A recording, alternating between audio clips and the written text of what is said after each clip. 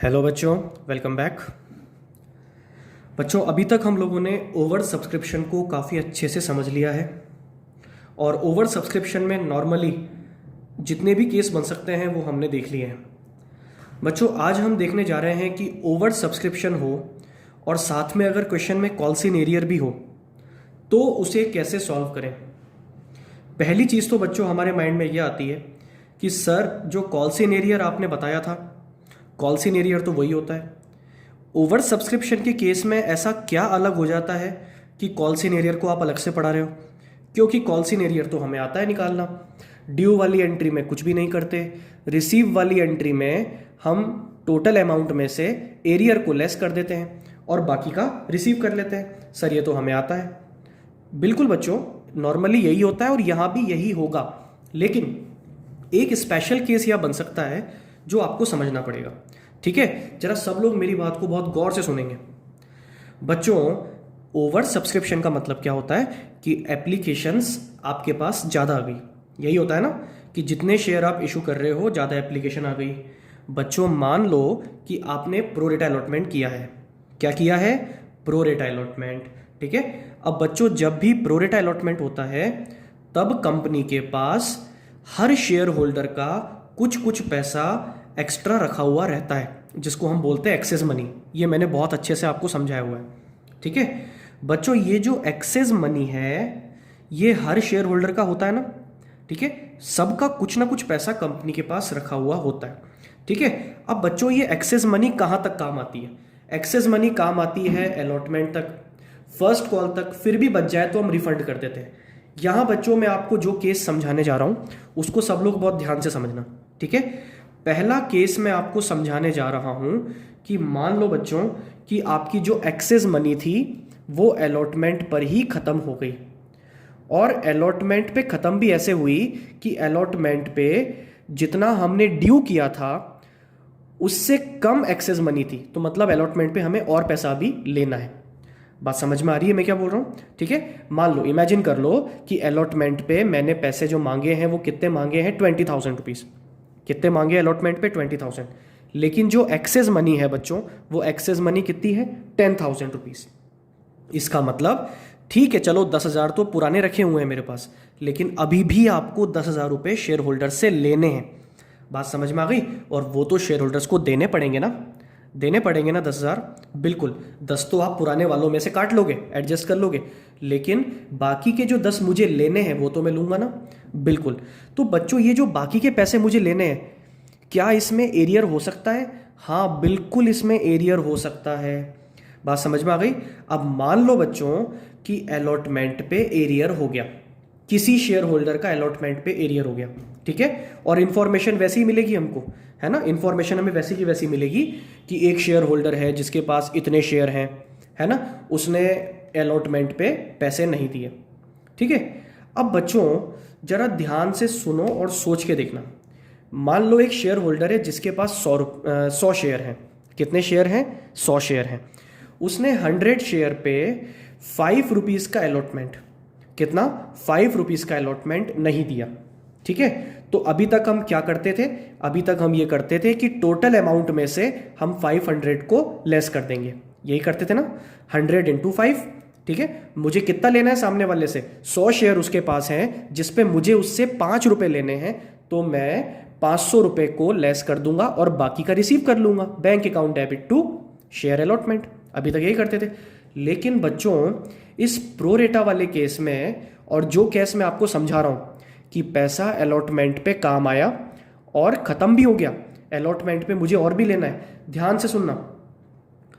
क्या ये बोलना ठीक होगा कि एक शेयर होल्डर जिसके पास 100 शेयर हैं उससे मुझे 5 रुपये, मतलब मुझे उससे 500 रुपये लेने?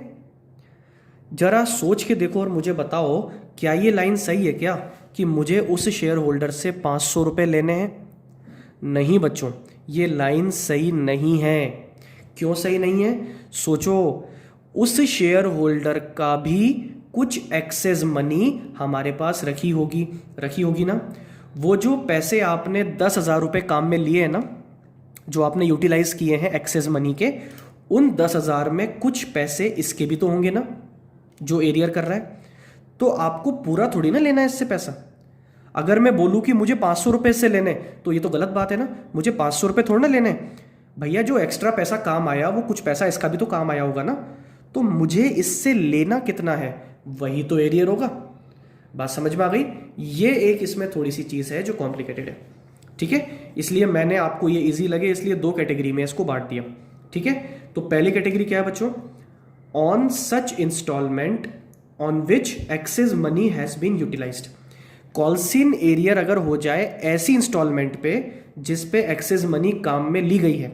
बात समझ में आ गई बच्चों। कॉल्सिन एरियर अगर हो जाए मान लो अलॉटमेंट पे, और अलॉटमेंट पे एक्सेस मनी भी काम आई है, ठीक है, तो हम उसको नॉर्मली जैसे पहले निकालते थे ना वैसे नहीं निकाल सकते एरियर को। बात समझ में आ रही है मैं क्या कह रहा हूँ। क्यों नहीं निकाल सकते, रीजन समझ में आ गया। हम इसलिए नहीं निकाल सकते क्योंकि जो एक्सेस मनी काम में ली गई है अलॉटमेंट पे, उसमें कुछ पैसा उस शेयर होल्डर का भी होगा जो एरियर कर रहा है, ठीक है। तो पूरा का पूरा थोड़ी ना लेना बनता है, तो उससे लेना कितना बनता है वो हम निकालना सीखेंगे। तो बच्चों एक केस तो क्या हो गया, ऑन सच इंस्टॉलमेंट एरियर हो जाए ऐसी इंस्टॉलमेंट पे जिस पे एक्सेस मनी काम में ली गई है। बात समझ में आ गई। और दूसरा, on such instalment on which excess money not utilised, ऐसी इंस्टॉलमेंट पे हो जाए जिस पे एक्सेस मनी काम में नहीं आई है, ठीक है। जैसे मान लो फर्स्ट कॉल, मान लो एक्सेस मनी तो हमारी खत्म हो गई कहाँ पे, अलॉटमेंट पर ही खत्म हो गई। उसके बाद फर्स्ट कॉल आई। अब फर्स्ट कॉल तो बच्चों में ड्यू जितना करूंगा उतना मुझे लेना भी चाहिए, ठीक है। कोई एक्स्ट्रा पैसा थोड़ी ना काम आ रहा है फर्स्ट कॉल पे, जितना मैंने मांगा उतना मुझे चाहिए।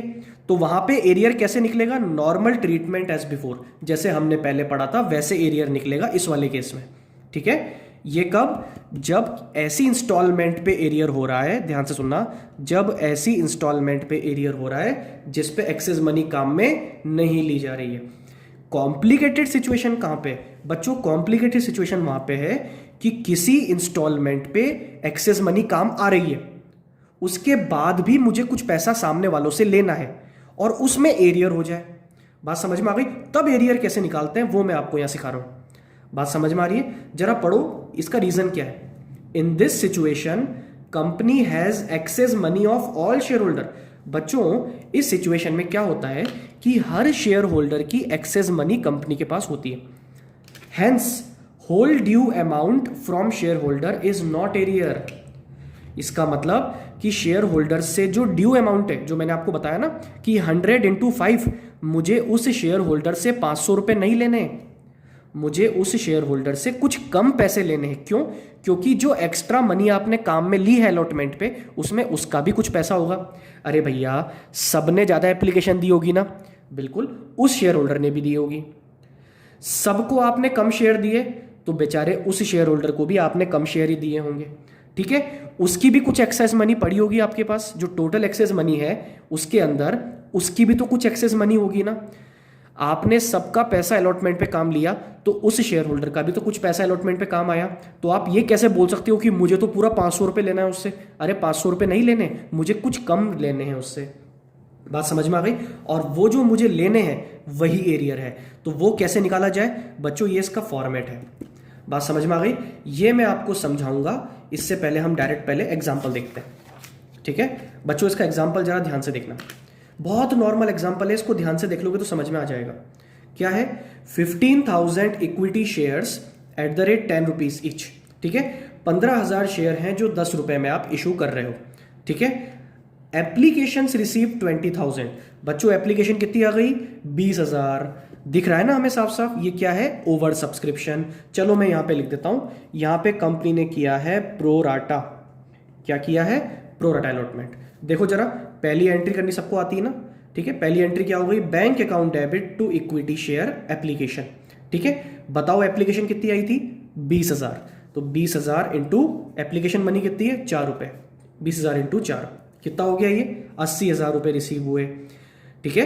अब दूसरी एंट्री भी तुम्हें करनी आती है। क्या एंट्री होती है दूसरी, equity share application account debit, same पहली एंट्री वाला अमाउंट आ जाएगा कितना, 80,000 टू इक्विटी शेयर कैपिटल कितना आ जाएगा बोलो, 60,000, ठीक है। कैसे आएगा 60,000, शेयर तो 15,000 ही है ना, तो 15,000 इंटू 4, जितने शेयर आपने दिए, कैपिटल कितनी आई, अरे कैपिटल 20,000 के हिसाब से थोड़ा ना आई है, कैपिटल 15,000 के हिसाब से आई है। तो 15,000 इंटू 4 कितनी, 60। और एक्सेस मनी कितनी है बच्चों यहाँ पे बताओ? एक्सेस मनी है आपकी 20,000 रुपये। डायरेक्ट भी निकाल सकते हो चाहो तो, 15,000 20,000। एक्सेस कितनी है? 5,000 इंटू 4 कितना हो गया? 20,000। अब ये 20,000 कहाँ पे काम लेना है? ये 20,000 हम काम लेंगे अलॉटमेंट पे। जरा टाइम मशीन में बैठ के आगे जाओ और अलॉटमेंट पे पैसा मांगो। अलॉटमेंट पे कितना मांगोगे? 15,000 शेयर्स पे 5 रुपए अलॉटमेंट मांगोगे। यस और नो? 15,000 शेयर पे 5 रुपए का अलॉटमेंट मांगोगे, मतलब 75,000 रुपीज ड्यू करोगे। कितना ड्यू करोगे? 75,000। यही है ना? मुझे 75,000 लेने हैं, लेकिन मेरे पास एक्सेस कितना पड़ा हुआ है? 20,000 का एक्सेस पड़ा हुआ है। तो ठीक है, ये पूरा 20,000 कहाँ पे काम आ जाएगा? अलॉटमेंट पे। तो यहाँ पे मैंने क्या लिख दिया? To equity share allotment. बच्चों सेकंड एंट्री समझ में आ गई? ठीक है। अब मुझे जरा ध्यान से एक बात बताओ बच्चों, एक्सेस मनी कितनी थी? 20,000। कहाँ पे काम आई? अलॉटमेंट पे। अलॉटमेंट कितना था? 75,000 का। एक्सेस मनी काम कितनी आई? 20,000। क्या इसके बाद भी मुझे कुछ पैसा लेना है? हाँ। कितना लेना है? 55,000। बात समझ में आ रही है? ठीक है। अभी और लेने, पूरा का पूरा थोड़ा ना काम आया। अगर पूरा काम आ जाता तो फिर मैं रिसीव कुछ भी नहीं करता, और उस पर तो बच्चों एरियर भी नहीं होता। एरियर कैसे हो सकता है? अगर पूरा का पूरा ही काम आ जाता है ना, मान लो ये एक्सेस मनी यहाँ पे होती 80,000, तो 75 तो पूरा हो ही जाता। उसके बाद भी मेरे पास कितने बचते? 5,000 रुपये बचते, जो मैं रिफंड करता या आगे काम में लेता, है ना? ये केस तभी बनता है जब एक्सेस मनी काम आ गई, उसके बाद भी आपको लेना बनता है। बात समझ में आ गई? अब जरा देखो केस 1। एक शेयर होल्डर है मिस्टर ए। उन मिस्टर ए के पास कितने शेयर हैं? 450 शेयर्स हैं। कितने शेयर है बच्चों? 450 शेयर्स। ठीक है। अब मुझे बताओ 450 शेयर पे इन्होंने क्या क्या दे दिया? एप्लीकेशन दे दी, हाँ जी बिल्कुल दे दी, एप्लीकेशन भी दे दी। अलॉटमेंट नहीं दिया और फर्स्ट कॉल नहीं दिया। बात समझ में आ गई? मैं केस 1 की बात कर रहा हूं बच्चों। अब जरा मुझे आंसर दो। ज्यादातर लोगों को जो ये समझ में नहीं आता वो पता है क्या करते हैं? मैं तुम्हें बताऊं गलती क्या करते हैं। ड्यू करने की एंट्री करेंगे। ड्यू करने की एंट्री सबको आती है। Equity share allotment account debit to equity share capital, कितना? 75,000। उसके बाद पता है क्या करेंगे? Bank account debit to equity share allotment, यही होती है ना एंट्री। और वो क्या करेंगे? 450 इंटू 5। ओहो, एरियर कर दिया ना इसने, और मैं मजा आ गया। सर ने एरियर बताया था, एरियर तो हमें निकालना आता है। तो 450 इंटू 5। बात समझ में आ गई? ये जितना भी आएगा उसको मैं 75,000 में से लेस कर दूंगा और बाकी का रिसीव कर लूंगा। अरे भैया ये मूर्खों वाली बातें, जरा सोच के देखो। 75,000 मुझे लेना है, लेकिन 20,000 तो पहले ही काम आ गया ना। आया या नहीं आया मुझे बताओ, और मुझे आंसर दो। ये 20,000 रुपीज़ जो है, इसके अंदर कुछ पैसा इस बेचारे मिस्टर ए का भी तो होगा ना। तो तुम ये कैसे बोल सकते हो कि 450 इंटू 5 जितना होता है वो पूरा मुझे लेना है इससे? नहीं, ये आपको पूरा इससे नहीं लेना। एरियर ये नहीं है, 450 इंटू 5 का एरियर नहीं है, एरियर कुछ और है। बात समझ में आ गई? और वो कैसे निकालते हैं वही मैंने यहाँ पे फॉर्मेट में बताया है। बात समझ में आ गई बच्चों? कैसे निकाला जाएगा ये हम क्या निकाल रहे हैं यहाँ पे? Arrear and received amount will be calculated as follows. हम एरियर भी निकालेंगे, साथ ही साथ अलॉटमेंट पे कितना अमाउंट रिसीव करेंगे वो भी निकालेंगे। एंट्री में नहीं कर रहा, एंट्री तुम्हें आती है। ठीक है। तो बच्चों ये काम कैसे होगा जरा ध्यान से देखना। सबसे पहले लिखा जाएगा टोटल ड्यू अमाउंट, जिस भी इंस्टॉलमेंट की बात हो रही है उस पर। तो total due amount on allotment. तो बच्चों सबसे पहले हम क्या लिखेंगे? Total due amount. Entry number 4 के लिए कर रहा हूं मैं, जो कर रहा हूं, है ना। सबसे पहले लिखेंगे टोटल ड्यू अमाउंट। बताओ टोटल ड्यू अमाउंट कितना है? 75,000। ये हमने अभी अभी देखा था। ठीक है। 15,000 शेयर पे 5 रुपए मांग रहे हो ना। 15,000 शेयर पे 5 रुपए के अलॉटमेंट के हिसाब से कितने रुपए मांग रहे हो? 75,000। लेकिन क्या मुझे 75 लेने हैं क्या? नहीं, इसमें से लेस कर दो। कुछ पैसा तो पहले ही काम आ चुका है ना। एक्सेस मनी कितनी? 20,000 रुपीज की एक्सेस मनी पहले ही काम आ चुकी है। बात समझ में आ गई? तो बच्चों मुझे अभी कितना लेना है? मुझे 55,000 और लेना है। ठीक है। इसको मैं क्या बोलूंगा? Still due amount. अभी भी ड्यू जो है वो कितना है? 55,000। 75 ड्यू था जिसमें से काम आ चुका है 20। अभी मुझे कितना लेना है, 55,000 रुपीज़ मुझे लेने हैं। लेकिन क्या मुझे ये 55,000 पूरे मिल रहे हैं क्या? नहीं, इसमें एरियर हो रहा है बच्चों, इसमें एरियर नहीं हो रहा। याद रखना 75,000 में एरियर नहीं है, एरियर किस में है, 55,000 में। क्योंकि कुछ पैसा तो काम ले ही लिया ना आपने, इस 55,000 में एरियर है। तो अब मैं अगर एरियर को कैलकुलेट कर लूँ और अगर मैं कॉल्स इन एरियर को कैलकुलेट करके यहाँ दिखा दूँ, उसको लेस कर दूँ जितना भी वो आएगा, और उसके बाद जो अमाउंट आएगा बच्चों वो क्या होगा, वो होगा अमाउंट रिसीव्ड ऑन अलॉटमेंट। कितना अमाउंट रिसीव किया आपने अलॉटमेंट पे, ये वो आएगा। बात समझ में आ गई? लेकिन उसके लिए बच्चों पता है सबसे काम की चीज़ क्या है, 55,000 मुझे लेने हैं, उसमें से लेस करना पड़ेगा एरियर कितने नहीं मिले, ड्यू माइनस एरियर, यही करते हैं ना, है ना। लेकिन आप उस एरियर को ऐसे नहीं निकाल सकते, 450 इंटू 5 ऐसे नहीं निकाल सकते। बात समझ में आ गई? तो कैसे निकाले सर इस एरियर को, बहुत ईजी है, जरा ध्यान से देखो। सबसे पहले फॉर्मूला याद रख लो, सबसे पहले लिखा जाएगा स्टिल ड्यू अमाउंट, जो अभी भी ड्यू है, कितना है 55,000, ये 55,000 बच्चों इसमें डिवाइड करना है टोटल नंबर ऑफ शेयर। क्या डिवाइड करना है, टोटल नंबर ऑफ शेयर, जो कि कितने हैं 15,000, यही थे ना टोटल नंबर ऑफ शेयर कितने हैं 15,000। 55,000 डिवाइडेड बाय 15,000 इनटू वो नंबर ऑफ शेयर लिखो जिन पे एरियर हो रहा है। तो बच्चों एरियर किस पे हो रहा है, 450 पे, तो ये हम लिख देंगे यहाँ पे 450। बच्चों इस फॉर्मूले को अप्लाई करने से जो आएगा वो होगा आपका कॉल्स इन एरियर, और ये यहाँ पे आ रहा है 1650, कितना आ रहा है 1650, ठीक है। और बच्चों इसको लेस करने के बाद जो अमाउंट मुझे रिसीव होगा वो रिसीव कितना होगा 53,350। बात समझ में आ गई सबको, ये अमाउंट आप रिसीव करोगे। और बच्चों जो एंट्री होगी ना bank account debit to equity share allotment, वो इससे होगी। एरियर ऐसे निकलेगा, एरियर इस फॉर्मूले से निकलेगा, ना कि एरियर ऐसे निकलेगा। बात समझ में आ गई जो मैं कह रहा हूं, एरियर ऐसे नहीं निकलेगा, एरियर इस तरह से निकलेगा। अब इस फॉर्मूले का लॉजिक क्या है बच्चों, इसका लॉजिक सिर्फ इतना सा है कि 55,000 रुपए मुझे लेने बनते हैं। कितने लेने बनते हैं, 55,000 रुपए मुझे लेने बनते हैं। और ये कितने शेयर्स पे लेने बनते हैं, ये 55,000 मुझे लेने हैं पूरे 15,000 शेयर्स पे। 55,000 रुपए मुझे 15,000 शेयर पे लेने हैं, तो 450 पे कितने लेने हैं, यही तो निकाला है मैंने। बात समझ में आ गई, 55,000 मुझे लेने हैं 15,000 पे, जिसके बराबर होता है उसको डिवाइड में दिखाते हैं। 55 लेने हैं 15,000 से, तो 450 से कितना लेना है, जो निकालना होता है उसको मल्टीप्लाई में लिखते हैं, ठीक है। तो कितना लेना है 1650 रुपीज़ मुझे लेने हैं, और वही तो नहीं मिले जो मुझे इससे लेने थे, वही तो नहीं मिले, तो 1650। अब देखो बच्चों, अगर इसको मल्टीप्लाई करके निकालोगे तो ज़्यादा अमाउंट आएगा, और इस तरह से निकाला तो कितना आया 1650। बच्चों कुछ पैसा इसका काम भी तो आया था ना, इस 20,000 में कुछ पैसा इसका भी तो था ना, ठीक है। तो उसको कैसे एरियर बोल सकते हो आप, ऑब्वियसली। बात समझ में आ रही है जो मैं कह रहा हूँ, ठीक है। चलिए बच्चों, आई थिंक आपको समझ में आ गया होगा। इसके बाद देखो, इसी बंदे ने फर्स्ट कॉल पे भी एरियर किया है, ठीक है, इसने फर्स्ट कॉल पे भी एरियर किया है। लेकिन मुझे जरा आंसर दो, फर्स्ट कॉल पे एरियर कैसे निकालूंगा? क्या फर्स्ट कॉल पे कोई एक्सेस मनी काम आ रही है क्या? नहीं, क्यों, एक्सेस मनी तो खत्म हो गई अलॉटमेंट पर ही, तो फर्स्ट कॉल पे आपके कोई एक्सेस मनी काम नहीं आ रही, ठीक है। तो फर्स्ट कॉल पे जो एरियर है, पहले फर्स्ट कॉल ड्यू करोगे, ड्यू करना मजा आता है सबको, 15,000 इंटू 1 कितना ड्यू हो जाएगा ये 15,000 रुपीज़। और एरियर भी कैसे निकालोगे, 450 इंटू 1 नॉर्मली जैसे निकालते थे। क्यों निकालेंगे नॉर्मली, क्योंकि इस इंस्टॉलमेंट पे एक्सेस मनी है। बात समझ में आ गई? देखो, जिस इंस्टॉलमेंट पे एक्सेस मनी काम में नहीं आती है वहां पे नॉर्मली हम एरियर निकालते हैं। तो अगर फर्स्ट कॉल का एरियर निकालना होगा तो कैसे निकालोगे बताओ, ये आप निकालोगे 450 इंटू 1।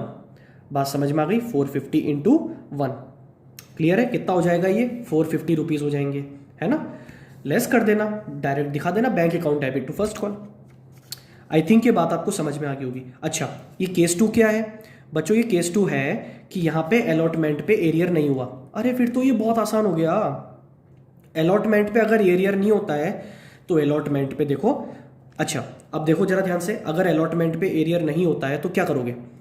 ड्यू कितना किया था 80, सॉरी ड्यू कितना किया था 75, काम कितना आ गया 20, लेने कितने 55, वो 55 पूरे ले लो। एंट्री क्या हो जाएगी, bank account debit to equity share allotment, कितने से, 55,000 से। जितना लेना बनता है वो पूरा मिल जाएगा। बात समझ में आ गई। एरियर नहीं होगा तो ऐसा होगा, यहाँ पे जैसे एरियर नहीं है, ठीक है। और अगर एरियर हो तो इस तरह से निकालेंगे। क्यों, क्योंकि अलॉटमेंट पे एक्सेस मनी काम आ रही है। बच्चों अगर एक्सेस मनी फर्स्ट कॉल पे काम आ रही होती तो फर्स्ट कॉल के एरियर को भी मैं ऐसे ही निकालता। फर्स्ट कॉल पे ड्यू अमाउंट, फर्स्ट कॉल पे काम आई एक्सेस मनी, कितना और लेना है, कितने पे लेना है, कितने पे एरियर निकालना है, वो एरियर निकालते और बाकी लेस करके हम क्या निकालते, अमाउंट निकाल देते। बात समझ में आ गई, ठीक है। ज़्यादा बेटर वे में समझ में आएगा जब हम एक कंप्लीट क्वेश्चन इसका कर लेंगे, है ना। अभी ये फॉर्मेट देखो बच्चों, यही फॉर्मेट मैंने यहाँ पे लिखा हुआ है, अब समझ में तुम्हें आ जाएगा। टोटल ड्यू अमाउंट, सबसे पहले टोटल ड्यू अमाउंट दिखाओ, जितना लेना चाहिए, लेस एक्सेस मनी यूटिलाइज्ड, कितना काम में ले लिया। एक्सेस एप्लीकेशन मनी जो थी वो आपने कितनी काम में ली, उसको लेस करो। उसके बाद जो बचता है उसको क्या बोलते हैं, due amount after adjustment. Still due, अभी भी इतना ड्यू है, एडजस्टमेंट करने के बाद भी इतना ड्यू है, मतलब मुझे इतना लेना है, मुझे इतना चाहिए अपनी जेब में, लेकिन क्या ये मुझे मिला, नहीं मिला, तो इसमें से लेस करेंगे एरियर। एरियर कैसे निकालते हैं, ड्यू अमाउंट आफ्टर एडजस्टमेंट, यही वाला अमाउंट यहाँ दिखा देंगे। बात समझ में आ गई। और अगर समझ में ना आए तो मैं यहाँ दिखा देता हूँ ऐसे, यही वाला ये अमाउंट है। बात समझ में आ गई, ठीक है।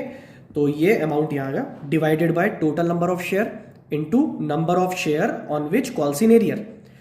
डिवाइड में आते हैं टोटल शेयर, मल्टीप्लाई में क्या आते हैं, वो नंबर ऑफ शेयर जिन पे क्या है, कॉल्स इन एरियर है। बात समझ में आ गई बच्चों, आई थिंक ये सबको समझ में आ गई होगी। अब हम एक कंप्लीट क्वेश्चन इसका कर लेते हैं। चलिए बच्चों, तो अब हम ओवर सब्सक्रिप्शन के केस में कॉल्स इन एरियर अगर हो जाए और वो दोनों सिचुएशन एक साथ आ जाए तो क्या होगा, वो हम इस क्वेश्चन में देखेंगे। कंप्लीट क्वेश्चन है, बात समझ में आ गई। फिर हम आगे बढ़ेंगे ना, तो फिर मैं कैटेगरी वाला क्वेश्चन भी करवाऊंगा आपको। उस कैटेगरी वाले क्वेश्चन में भी क्या होगा, कॉल्स इन एरियर होगा। बच्चों ये मान के चलो कि सिर्फ लेवल इतना है, तुम इतना पढ़ रहे हो, आरबीएससी का लेवल इतना है लेकिन तुम इतना पढ़ रहे हो।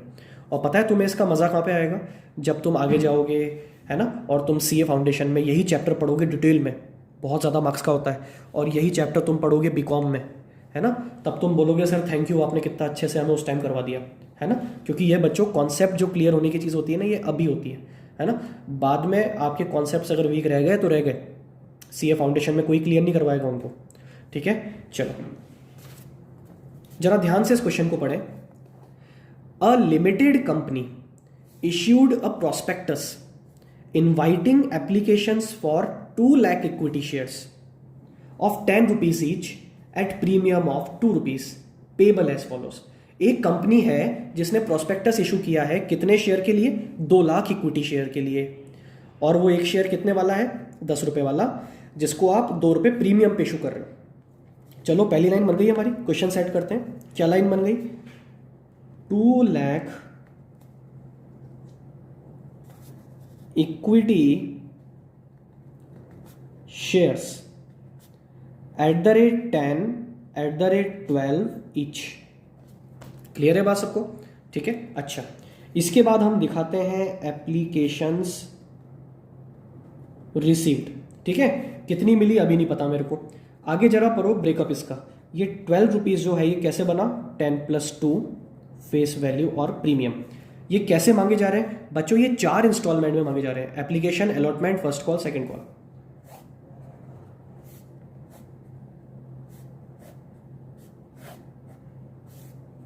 Application, allotment, first call, second call, ठीक है। कितने कितने जरा पढ़ो।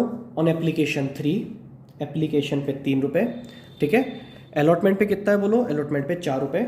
लेकिन बच्चों ये 4 रुपए में इंक्लूडिंग प्रीमियम है, तो 4 रुपए में से 2 रुपए का प्रीमियम होगा, तो 2 रुपए का क्या होगा, कैपिटल का पैसा।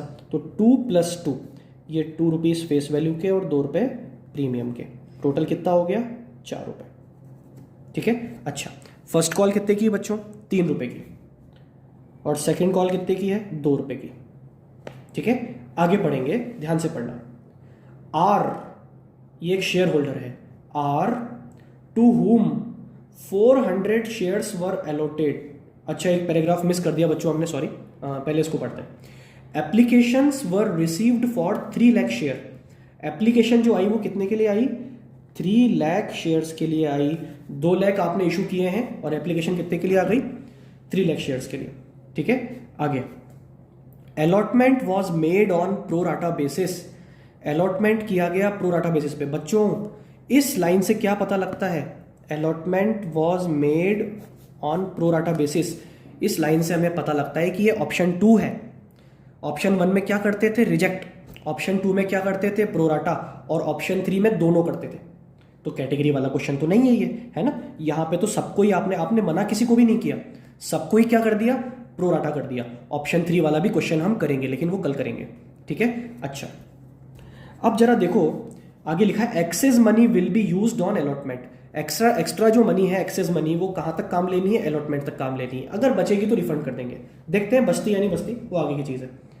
अब पढ़ना है इस पैराग्राफ को ध्यान से। R to whom 400 shares were allotted failed to pay allotment money and both calls. एक शेयर होल्डर है आर, इसके पास कितने शेयर हैं? 400 शेयर्स हैं। इसको कितने शेयर दिए गए थे? 400 शेयर दिए गए थे। इसने अलॉटमेंट भी नहीं दिया और दोनों कॉल्स नहीं दी। इसका मतलब इसने एप्लीकेशन दी, हाँ जी सर एप्लीकेशन दी थी, लेकिन इसने अलॉटमेंट नहीं दिया, फर्स्ट कॉल नहीं दिया, सेकंड कॉल नहीं दिया। बात समझ में आ गई? एक और शेयर होल्डर है, आगे पढ़ो। Am the holder of 600 shares. एक और शेयर होल्डर है एम, जिसके पास 600 शेयर है। फेल्ड टू पे बोथ कॉल्स। वो बंदा दोनों कॉल नहीं दे पाया। एक एम शेयर होल्डर है, 600 शेयर हैं, इसने एप्लीकेशन दी होगी, हाँ जी बिल्कुल दी होगी। अलॉटमेंट भी इसने दिया होगा, लेकिन इसने क्या नहीं दिया? फर्स्ट कॉल नहीं दिया, सेकंड कॉल नहीं दिया। बात समझ में आ गई? ठीक है, तो अलॉटमेंट पे एरियर सिर्फ आर ने किया है, एम ने अलॉटमेंट दे दिया, और कॉल पे तो एरियर इन दोनों ने ही किया है। मतलब कॉल पे अगर एरियर कितने पे हुआ, मैं तुमसे पूछूं 1000 शेयर पे एरियर हुआ। बात समझ में आ गई बच्चों? ये हमने क्वेश्चन सेट कर दिया। ठीक है, अब हमें पास करनी है जर्नल एंट्रीज। ठीक है, और ध्यान से करनी है। क्वेश्चन बहुत इजी है, मैं वापस कह रहा हूं बच्चों, ये केस वेरी वेरी सिंपल है। बस जो ध्यान से इस क्वेश्चन को देख लेगा उसको सब आ जाएगा। जो मेरी बातें ध्यान से सुनेगा उसको कभी प्रॉब्लम नहीं आएगी। ठीक है, चलो बच्चों, first entry.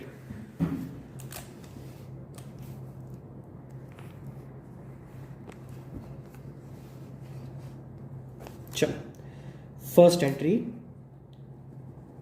Bank account debit.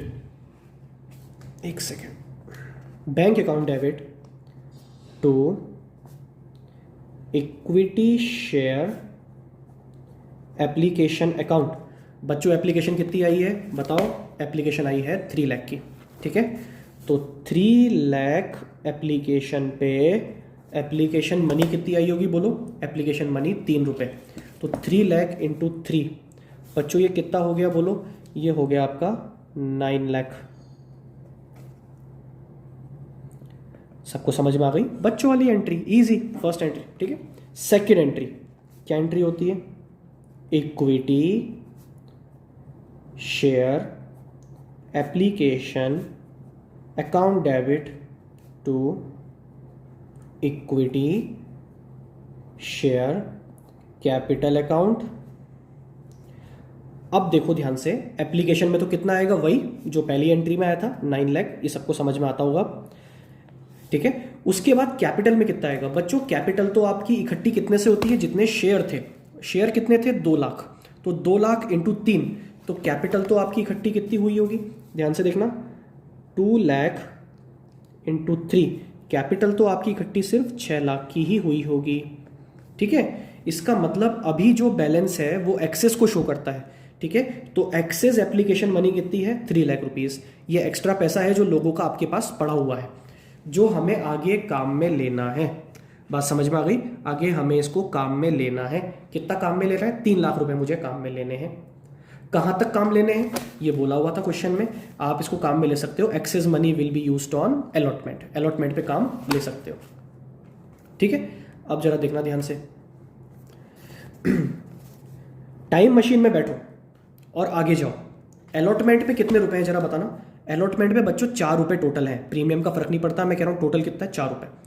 4 रुपए आपको मांगने हैं कितने शेयर्स पे, 2 लाख शेयर्स पे 4 रुपए मांगने हैं। चलो ठीक है, तुम्हें तसल्ली मिल जाए उसके लिए मैं एंट्री कर देता हूँ पहले ही, एक लाइन मैं छोड़ता हूँ और यहाँ पे मैं एंट्री कर देता हूँ, एंट्री नंबर 3। अलॉटमेंट मांगेंगे ना, चलो अलॉटमेंट यू कर देते हैं।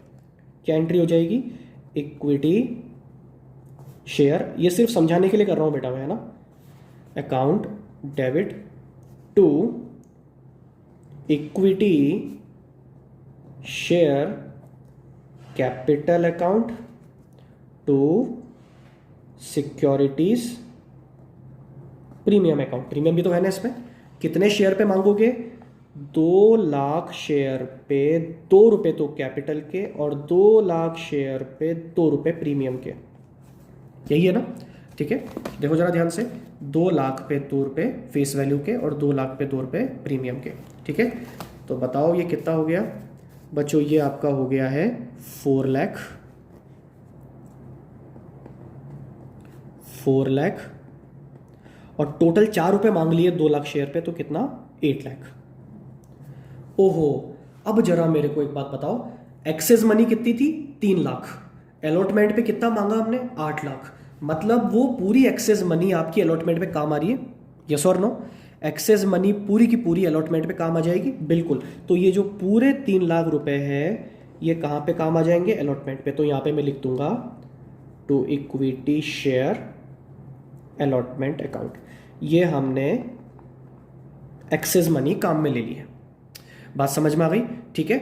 इसके बाद एंट्री होती है ड्यू वाली, जो मैंने तुम्हें समझाने के लिए पहले कर दी कि मांगा कितना हमने 8 lakh.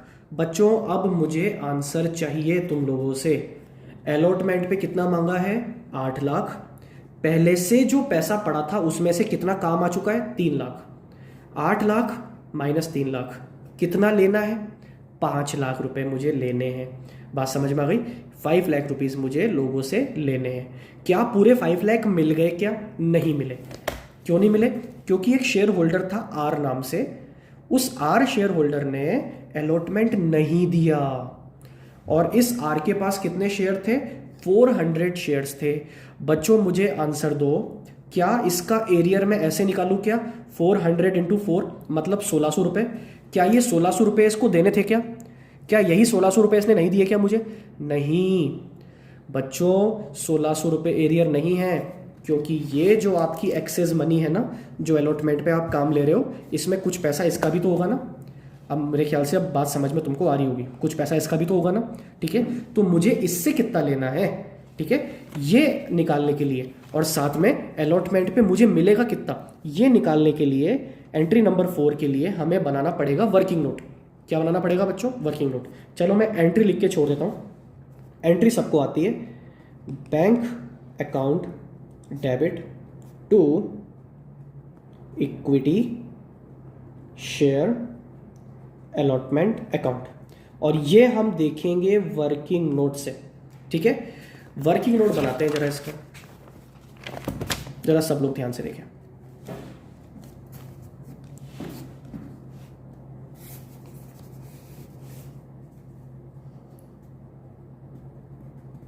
Working note, working note में हम लोग कैलकुलेट क्या कर रहे हैं बच्चों, सबसे पहले वो लिखो, calculation of amount received on allotment.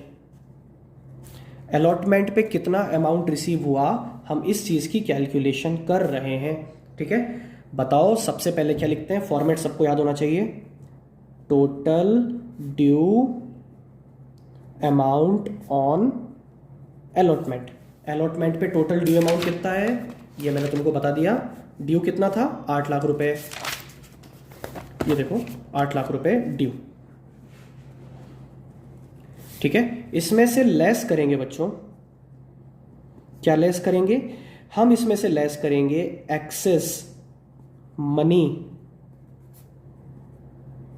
Utilised, कितनी काम आ गई 3 लाख रुपीस की एक्सेस मनी काम में आ गई। बताओ बच्चों कितना बचा, ये आपका बचा है 5 लाख रुपीस।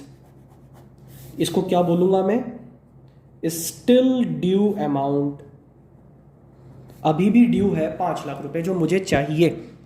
क्या मिले पूरे 5 लाख? नहीं मिले, तो इसमें से लेस करेंगे कॉल्स इन एरियर, और यही निकालना है सबसे काम की बात।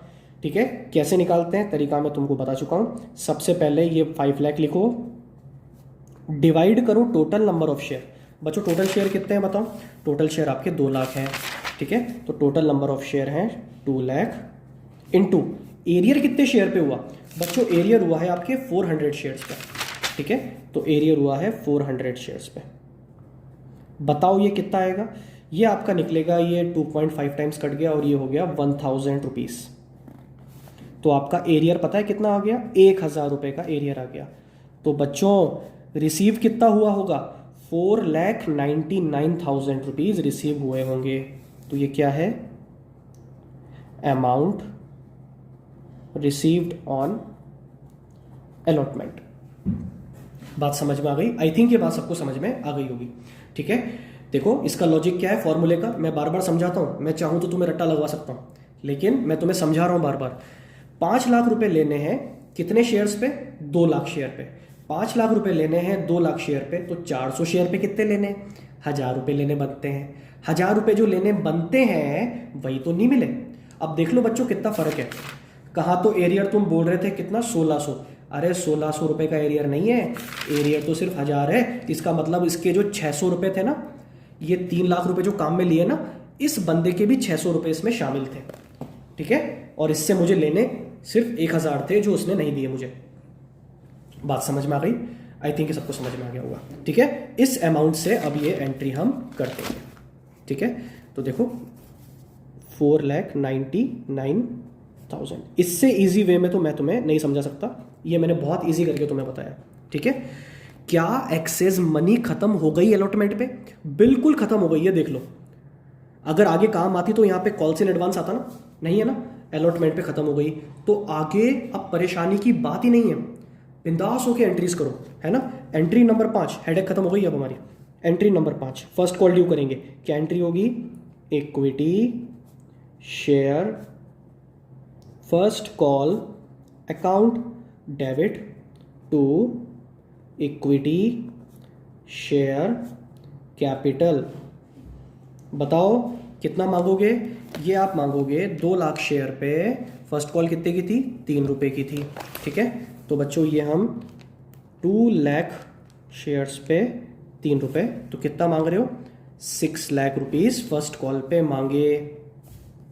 अब मुझे आंसर दो, 6 लाख रुपए मुझे मिलने चाहिए। क्या पूरे 6 लाख मिले? नहीं। तो अब एंट्री करेंगे हम, bank account debit to equity share first call account. ठीक है, अब रिसीव कितना हुआ? बच्चों मिलना चाहिए था 6 लाख, लेकिन एरियर हो गया, है ना। अब देखो एरियर कितना है। ये शेयर होल्डर था आर, इसने जिसने अलॉटमेंट नहीं दिया था उसने तो एरियर किया ही सही, साथ में उसने फर्स्ट कॉल पे भी एरियर किया, और एक और शेयर होल्डर है एम, उसने भी एरियर किया। तो 400 और 600 टोटल 1000 शेयर पे मुझे 3 रुपए नहीं मिले। बच्चों मुझे बताओ, क्या मैं यहाँ पे एरियर डायरेक्ट निकाल सकता हूँ क्या? 1000 इंटू 3 मतलब 3000, क्या डायरेक्ट निकाल सकता हूँ क्या? यस, आप यहाँ डायरेक्ट निकाल सकते हो। क्यों? क्योंकि फर्स्ट कॉल पे कोई एक्सेस मनी काम में नहीं आई।